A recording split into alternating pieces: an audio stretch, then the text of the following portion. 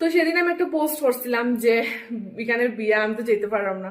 তো অনেকে হয়েছিল যে ইনভাইট করছে না নি, তো ইনভাইট তো করছে কিন্তু আমি যেতে পারছি না। তো আজকে গড়ে আইনা পুরা খানি আইনা দিছে। আজকেও তার পার্টি আসলো, সেদিনও আসলো, মানে বিয়া আসলো। আজকে জানি না তারা দিতে কিতা দিনও আমি তো জানি না। তো আজকেও তার পার্টি আসলো, তো গড় আইনা দিছে। তো আমি মানে বেশি রাখছি না, মানে 3টা আইটেমই খালি রাখছি, কারণ আমরা মানুষ কম। আর দেখি তোমরা তোমরা আমরা এখানে তো খালি মাছ মাংস এগুলোই হয় বিয়াতে, কিন্তু এখানে কিন্তু সব নিরামিষ বানানি হয় হিমাচলে। তো এটা তো আমরা মানে যেটা কোনোদিন দেখছিও না এরকম তারা বানায়, মানে অনেক টেস্ট মানে তারা রান্নাটা।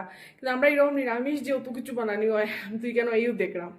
আচ্ছা দাঁড়া, তোমরা দেখো এটা একটা আইটেম দিল, আর এটা তো দেখতেও বুঝা এটা কারি। এই যে দেখো আরেকটা, আমি তো গোড়ে বেজান কারি বানাইছি কিন্তু এরকম টেস্ট হয় না। আমি একটু একটু খাইয়া দেখছি, তার মতো বানাইতে পারি না। এই যে দেখো এটা বানাইছি কিন্তু ইয়ো দিয়া, ওই কসুর মুড়া দিয়া। কসুর মুড়া দিয়ে যে এরকম মাংসের মতো বানাই, আমি তো ফার্স্ট টাইমই খাইলাম। দেখো এটা আরেকটা। তো এটা এলো হিমাচলের বিয়ার খানি।